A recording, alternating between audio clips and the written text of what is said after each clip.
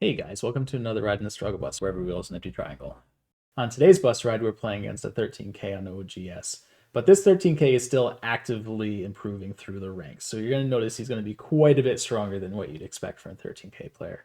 He's also a patron supporter of mine who I've been helping out for a couple months, so it's great to see him getting stronger at the game. He just happened to be randomly online when I went to record this video, and so I reached out to him and we played ourselves a very fun game. So let's go see how well our 13K friend does at following the basics. As per always, I'd like to thank our friend for playing us today. I'd like to thank you guys for watching these videos, and I'd like to thank my Patreon supporters for supporting the channel. So with that introduction out of the way, let's get ourselves into a game. Okay, let's go. We are playing against a 13K on OGS, but I happen to know that this 13K has been working pretty hard at getting stronger. So let's see how well he does with his basics today. We will certainly be following the basics, and so we'll be going after the corners first. I like balancing a 4-4 stone with a 3-4 stone. Let's see what our friend does now. Is he going to expand from one of his corners or approach one of ours? He's going to approach one of ours. We've got a few options. I usually like just backing off here, and so that is what I will do. Okay, and so he follows this up with the normal follow-up. We will just answer. Often I will Tanuki this, but answering is obviously perfectly fine. He will most likely jump back to J3 or J4, and he chose J4. We're going to go approach the easier corner to approach, which is this top one, and we'll just play here. I like splitting up the sides, but we could have honestly approached either corner, and from either side it would have been fine. He is attaching. We will Hane. Usually they will extend here, and there are a number of options. I like just pushing, and then when they block, we can jump back. We'll play it nice and solid and get a good base, and he will extend over here to solidify his corner. Like I said, our friend has been he's been working hard at getting stronger, so I suspect that he will be playing this a little bit stronger than a 13K. Anyway, so at this point we can either extend off of our corner or go after his last corner. I'm going to choose to go after his final corner. I'm just going to play a 3-3 and see what he does with this. So he blocks to develop this side, which makes good sense. We will extend. He Hanes, so we will Hane as well. And we will push a couple of times to get a good base here. And then we will Tanuki here. And so he's obviously looking to build a large area here. But we still have a very open corner. And this area is actually bigger. Don't get sucked into reducing this and looking at this and going, oh no, it's just too big. We can deal with this later, even if he plays another move. So we're just going to play the simple extension off of the 3-4 stone. And we've got the top that's pretty wide open.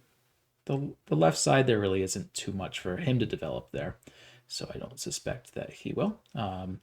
This is his large potential, so he could look at something like J6, but let's see what he does. He does play a stone on the top side. So at this point, the corners have been spoken for, and so we're looking at the sides now. Left side is pretty wide open, and then we've got this really big potential here. So I actually think we want to take care of this first. Hey guys, so I'm back to ask you the questions, and I've decided to stay in the bus as opposed to being on the board. It's more comfy, plus I get to be with this guy, and he's pretty cool. So anyway, so looking at this board, we're going to do things a little differently here. I'm going to direct you a little bit. So we have decided that the bottom right is getting a little too large, and we want to do something about that. We want to invade it or reduce it. So that's our goal here. Not necessarily saying that is the correct thing to be doing on this board, but let's say that's where we want to put our focus. How would you go about reducing that area or invading that area? Let me know in the comments where you guys would play. But with that said, I want to go over a little bit because we're gonna we're gonna do some spoiler alert here because I'm going to show you the moves that actually happen because I want to discuss them.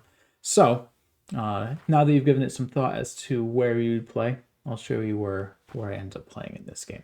So I end up doing the shoulder hit, which is a really good way of keeping third line stones low. In this, we would expect black to extend here, and that again, it really limits their potential. Now, what's interesting here is our opponent ignored us. So really, this is the real question for this game is, so you played the shoulder hit and your opponent ignored you. Where do you play here? Because shoulder hits, they're pretty forceful moves, and our opponent just ignored us. Would we answer his move or would we follow up ours? And so this is the real question. Where would you play now? Anyway, let me know in the comments where you guys would play, and let's get back into the game. So I'm just going to play this shoulder hit. This is a very common strategy move that we can do to keep our opponents low. When they have a third line stone here and another third line stone here, they are focusing on territory. So as long as you don't let them get too much territory off of that, then it's not too big of a deal. So that's why we can play this shoulder hit and keep him on the third line and reduce the amount of points that he gets. And so that's what we are going to do. And he tanukis. So part of the shoulder hits is they're pretty big forcing moves. Here, we actually don't have to go after this stone. We've got two pretty good groups here. But we played this stone. The other part of shoulder hits is they have really strong follow-ups. So in this case, him ignoring this, we do need to follow this up. And so I'm just going to push down, which is really going to limit what goes on for territory here. This weakens his group, and as we get strength going after that group, we'll be able to really disrupt any of the points that he could have gotten here. And so he descends. We are just going to turn on top, and he's going to extend here, which is fine. These two stones are still nice and strong, but with him getting some strength here, it does feel like we're under a little bit of pressure. So we will go extend here to kind of take the last open area. This isn't a huge move, but it strengthens us a bit. So now he is coming back here. But our group is very, very strong now. And so what I'm going to do is I'm just going to play a fourth line move here. And the intent of fourth line moves is to get influence, not to get territory. There's no way we're going to get any territory here. So we just wanted to make sure that we get this group strong. And so we played a fourth line move here because I intend to move out to the center. Again, there's no way we're just going to be able to live on the side with him having a strong group here and a strong group here. So we're going to be looking to move into the middle. So he's looking to grow this territory, which seems like a perfectly reasonable thing to do. I'm going to play this. This is a little early for a second line move, but it really reduces his potential here and gets us a little bit more value up here. So at this point, we kind of are going to start transitioning into the center. I'm kind of looking at C2. It's a fairly big move because if he gets it, then we're going to have to respond with something like C8, and I think C2 is bigger than C8. And so again, even though this is another second line move, this is a pretty big one. And while it's a second line move, it's also a third line move, right? If we come off of the left side, it is kind of a third line move. So we're going to play this just to solidify this corner again. I didn't want him to play C2 in Sente, and so that is why we are playing this. And after we finish this up, it's pretty much going to be jockeying for position in the center of the board. We've got a pretty big corner over here. Black's got a pretty big corner. We've got some action on the side. He's got some action on the side. So this looks like a fairly even game at this point. I'm going to, with the idea of looking to get into the center, I'm going to play this Hane here. It comes in Sensei, because if he doesn't respond, we can Atari and then capture these two stones or capture this one stone. So he's he's going to have to respond to this, which he does. And so what do we want to do now? Often at this point in the game, I would look at strengths of groups. Are there any weak groups on the board? Mine or his, mine or my opponent's. And can we go after theirs, or can we strengthen ours? Really, the only weak group I see at this point in time are these stones here. And they're really not weak. They've got a lot of liberties, but there's a cut here that we can potentially poke at. So I think that's what we're going to do. I think we will just play here and just go poke at this, and then see what we can build into the center based off the weakness of this group. We can chase it around a little bit and see what we can develop.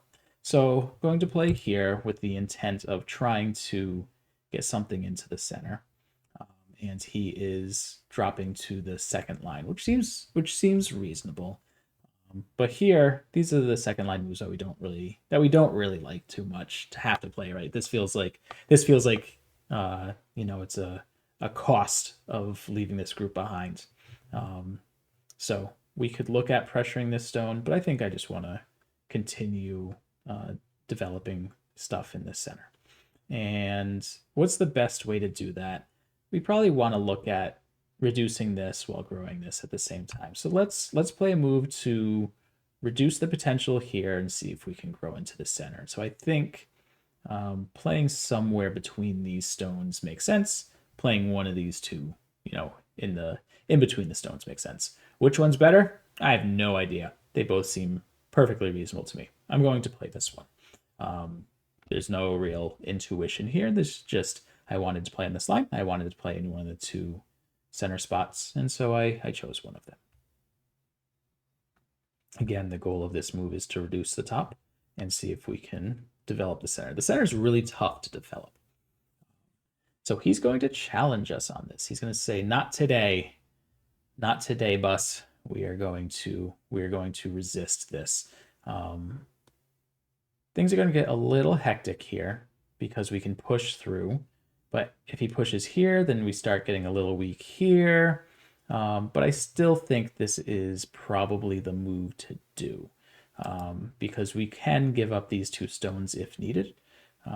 So here we are just going to come out. Atari's that way. I'm surprised he did not Atari here. So in this case, what do I want to do? I think we do just want to connect, and so that's what we will do. And he plays here, threatens to cut, so we are obviously going to connect here. Or are we? We can play here and threaten to go after that stone. But I think connecting is better. This cut is still here. He has to worry about it. So let's see what our friend does. I do like this resistance.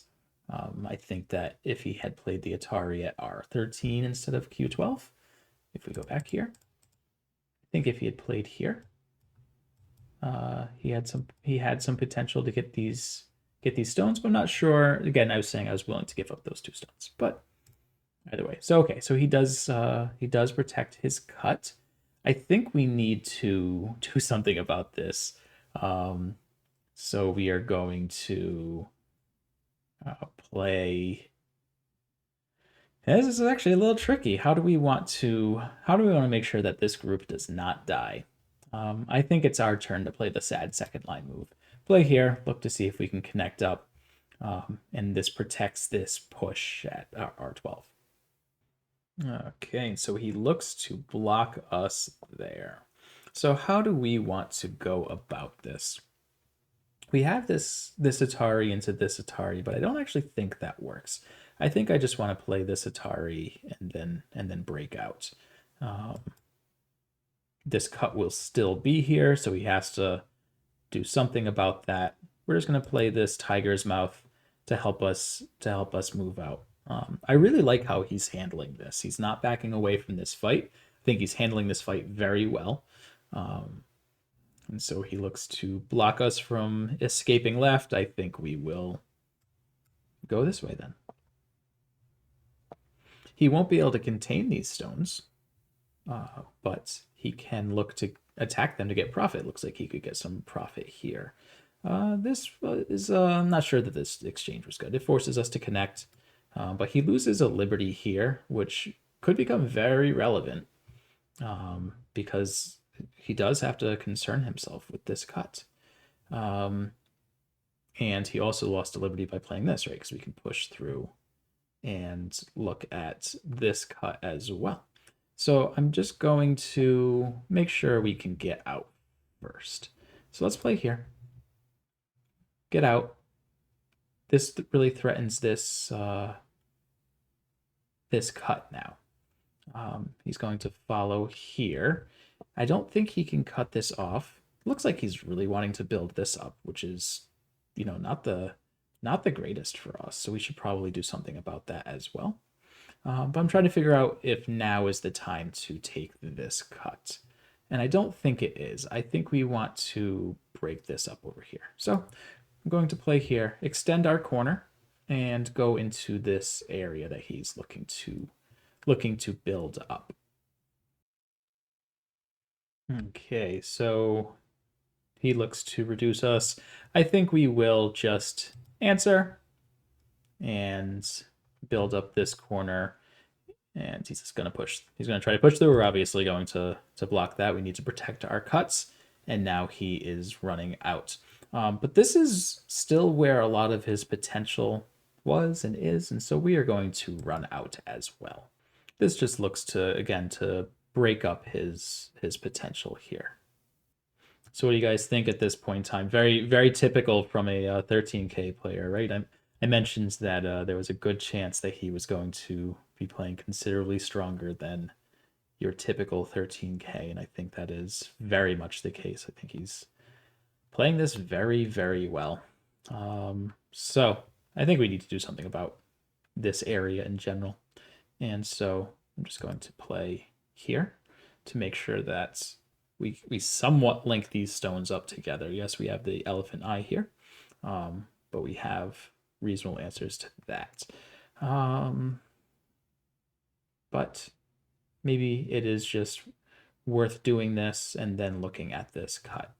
I think that might be the plan. So let's play here, block the cut here, and we'll eye this cut.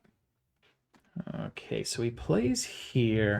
I'm not sure what that really gets him. There's really not much to be had here. I still think reductions here are probably bigger. This cut still looks quite problematic. Before we take that, actually, let's go reduce this a little further. Make sure he doesn't get too many points here. Okay, so I think I made a little whoopsie, and that's okay. Because we have to play this Atari, but we can't connect because then he gets this Atari. So what we will do is we will play here, which threatens to push through this, and so if he gets this cut, that's okay. So now we do get to connect. So I think he probably should have cut here, but we did have some good tricks here ourselves. So if we play here, now we are fully into what was his territory. This is not an eye. Don't trick yourself into thinking that this is an eye. It is not. Our only life here is by the fact that we can connect out to this group, because he can throw in at any one of these. Actually, even if we play one of them, just this is not an eye. 0 eyes. Okay, and so he plays away. He's got to be really careful now, because there's a lot of cuts here. There's a cut here. There's a cut here.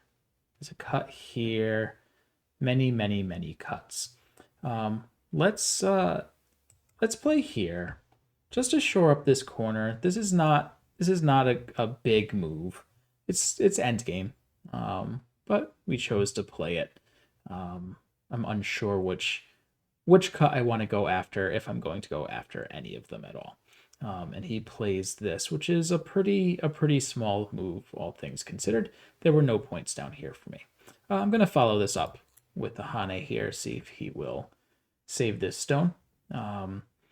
Either way, this gets us more strength. This is kind of a strange response. If he was going to respond here, I would have liked to have seen him just connect up, because that gives us this stone later, which there was really no need for.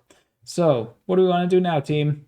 Do we want to just take this cut and see what happens? I think he would Atari, we would connect, and that'd be fine. I think what I'm going to do is I'm going to play here, which really should send alarm bells off that this cut is problematic. He plays here? Sure, we'll block. And so he does take that Atari. We will Atari here. And he should have captured, because now we get this Atari as well. And there was no reason for this to be Sensei. Now, unfortunately, though, we have this cut, which I've been talking about for just a little bit. Just a little bit. We need to keep an eye on our cuts. And so we are finally going to take this one. Okay, so I think we just want to connect. I think that's probably the easiest way. Or we can do this. This looks fine. This looks fine. We'll play here, threaten to capture the stone, and then we'll actually connect with Q11. Here we will save this stone, because it does have a follow-up. Remember our 3 questions for if we want to save stones. First question is, does it affect the life and death status of any nearby groups? The answer to that is no. But then the second question is, does the stone have any good follow-ups? And it does, because with this stone being alive, we can still play B9. And so it has a good follow-up. In this case, I mentioned I wanted to connect at Q11, so I am going to come back and connect at Q11. He goes to push through, and we will connect here as well. So this was a little bit of a mistake. I was about to mention that I am going to capture this stone, because later he can play this, but this isn't an Atari right now because we have 2 liberties. So we can play on this side. I think what I'll do is I'll just play this, and we'll see how he responds to it. Hopefully he sees that if he plays here, he'll lose the 3 stones, and that he'll just connect. And he does. He just does connect. I will capture, because I want to be able to make this an I so that he can't force us to fill both of those. So we're pretty much in endgame at this point in time. So let's find our Sente moves in endgame. And so this is a Sente. So we will play it. It will connect. And that comes in Sente because he's got to protect this. And so he does protect. We will play the next big endgame move, which looks like B14. Anytime we get to endgame and there are second line moves left, we really need to be looking at them because they tend to be very big. So R2 is also going to be a large move, as is E2. And that's probably it for second line moves. Actually, we've got M18. M18 is quite big. That's probably the biggest move on this board, especially since we have this Atari at L16. So he does block. I think we'll leave this one alone. M18 though, pretty big move. It's a tough move to answer as well. So we'll just go and capture this stone. So he looks to cut here. We will connect this way. We could connect here, but we want to find the most efficient way to connect when we're connecting stones. And I think this is a more efficient way to do that because he can't wedge, because then we'll get to Atari and connect. So this kind of forces him to play here. So it gave us a good way of connecting at Sente. We'll play another big second line move. He shouldn't respond to this. This isn't Sente. It was just a big endgame move, which is why I chose to play it. And at this point, we still have E2, and we've got M18. And that's probably going to be it. Maybe N2. Okay, so he plays here. I like this move. If we connect here, then he's going to come in. So what we're going to do is we're just going to block. We will play here. He can cut, and we will connect. And he plays here. I like that as well. Another good move. And so we will answer this one as well. Let him get his good reductions as well. This is not Sente. And so I will not be answering that move. We can look at playing B10. It's pretty big. So we'll play that. Looks like it is Sente, because if he doesn't block, then we get that. And this came in Sente for us because we can always just capture this. We've got 2 liberties, he's got 1. And so we will play E2 and go and capture D2 stone. And at this point, I do think the end game is pretty much, it's not finalized, obviously, but we can see where things are going to. We can see where the borders are. We can see what this game's going to turn into. So I will catch you guys at the end of this game, and then we will go over it. Okay, so here we are at the end of the game, and while this is, a fairly sizable win, our friend played very well today. I think he did really, really well. So let's go take a look at the review of this game and see where he could have gone a little better. Okay, so here we are in the review, and we're going to be taking a look at it from the perspective of Black. Before we go in, the opening was really solid. He did a really good job of following all the rules. He's doing a good job of balancing 3rd and 4th line stones. He's going after the corners and then the sides. Clearly, he has studied some Josekis because he is playing. He's playing good, sensible variations. So far, everything seems fine. This move, I think there are probably better moves than this on the board, but this certainly isn't. Even if this is a mistake, it's certainly not a big one. At this point in the game, I would probably be looking at potentially growing this big potential with a move like this. We could look at playing a move like this to break up the side, but honestly, this still seems totally reasonable. So moving on, we do a shoulder hit. So here, normally we do want to respond to this move, and yeah, it does hurt a little bit to get pressed down this much, but that's the cost of playing a 3rd line move, right? When we choose to play a 3rd line move, we're saying we want to stay solid, we want to get our territory. Versus if we play a 4th line move, that's how we're typically looking to get more influence. So it's possible, right, when he did play this, that he could have played the 4th line here. This would have been fine, and this would have given him a little more flexibility. But since he played the 3rd line move, he loses a lot of that flexibility, getting back to the move, and we're able to press him down here. With that said, he should respond. You should respond to this move. This Tanuki is a big move, but this is a really painful move.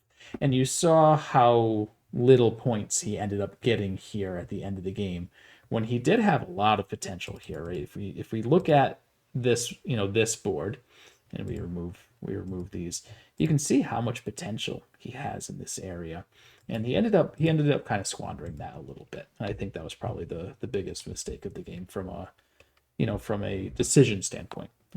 But he did play a big move here. This I'm not a fan of this one. So in this situation, so we ignored the shoulder hit, right? And so now White is following up, and we have a decision to make. And that decision is, do we go and make local life on the side, or do we try to break out? And I think it's almost always better to run out into the center in this situation, even if it's just pushing and letting White get the Hane here. I think this is better than playing on the 2nd line and letting White get a real strong position on the outside. Black could also look at playing a little faster here and potentially giving up this and potentially giving up this stone. I think this would be reasonable for Black as well, and just transitioning into getting on the outside. Because again, this isn't going to turn into a lot of points for Black. If he plays here, this really isn't going to turn into a lot of points, and so maybe it's better to get out to the center. So playing the 2nd line move, it hurts a little bit. We'd rather be playing a 4th or a 5th line move as opposed to 2nd line move. So he Tanukis, I think that is fine. And plays this Hane, I think this is fine as well. And Tanukis this. also I think is a perfectly valid decision. This kind of shows the shortcomings of a fourth line move here as opposed to a third line move, though. If we're looking to extend, these two stones would rather be here and here, right? And actually, in this case, black would probably rather it look like this than look like this. This is a little easy to undercut, and so that's what we did here. He fell back. I think it's just stronger to play here.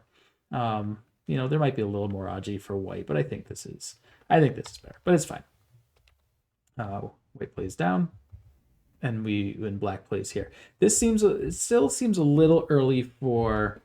It's funny. I know I'm being a little hypocritical here. Me saying it's a little early for these second line moves after I just played 2 second line moves in a row. But here he doesn't have a lot of points to save. This group is looking to try to get some more points, and so we were able to develop more here. This group really isn't going to do that, and the center I think is really where we want to be focusing. Black could look at something like this turn, and then trying to develop the center this way. He could look at pressing here and growing this group this way. And again, I think at this point the focus is going to start becoming the center of the board, and so we want to be looked to playing that way. And so I gladly took this Hane and then did this poke. And you notice a lot of the moves now are just looking to the center of the board. And yeah, I think we do need to play something like this. Either come back here or try to break out here. I still think this is probably a better direction. Again, I want our stones to be moving towards the center of the board, and that doesn't really get us there. And then I asked a good question here, and I like this response. This shows a willingness to fight, and I'm happy to see this instead of a move like this. Right? It really hurts to have to play a move like this, and this is just a good solid response. Challenging me to show that this is going to be profitable for me. And while the fight, the fight ended up turning in my favor, big part of that is obviously, I'm a stronger player here. I'm most likely going to win these fights. But versus another 13K player, I bet he does a very good job of turning this into something very profitable. So I was really happy to see him do this. Again, here I mentioned in the game that this is probably the better move to get some kind of profit here. I'm unsure what white would turn here. Maybe play something like this, but this seems okay. Playing this side lets white connect up because, again, I mentioned in the game that this cut is still here. So when white connects, black has to protect the cut. And so that felt a little off as well. Hane seems to make perfect sense. This seems to make good sense.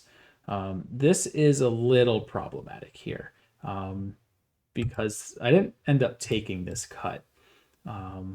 But there really isn't a good way to answer this cut. One of these stones is going to end up dying. If black extends here, then we get this Atari into this Atari, and now this stone dies.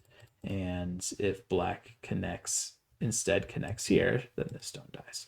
So this one space jump I don't think really does what it needs to do because this cut is here. And remember, we need to protect our cuts. And so that is why we connect here. And so again, here we were just looking to get strength, see if we could turn that cut on later. He follows us and then plays these moves. I think these all make sense. I think these are fine. This is a little slow, but it forces me to connect. That's fine. Here, this is a good move for strength, but it's not going to convert much into points. And at this point in the game, this is kind of when we want to start looking at points. And it's going to be really tough to turn this into anything. It's going to be really tough to turn this into anything. We both kind of just let the center become not much. So I would potentially be looking at end game moves and seeing if we can get these exchanges in Sente, right? And we've got this monkey jump here, so we've got big reductions there. We've got something like S16, so it's possible.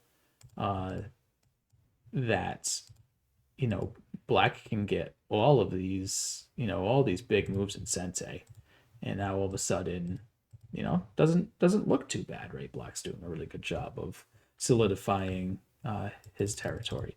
But if you let us do that instead, then we end up getting a lot in the end game. At this point, I don't think there was really too much too much to go over. Again, I think Black did a very good job. He did a good job of catching me. I didn't fully read this one. I was like, yeah, this works, but it doesn't, because if I connect here like I wanted to, he has this Atari, and when we connect, he does this, and these 3 stones will die. And so we did this.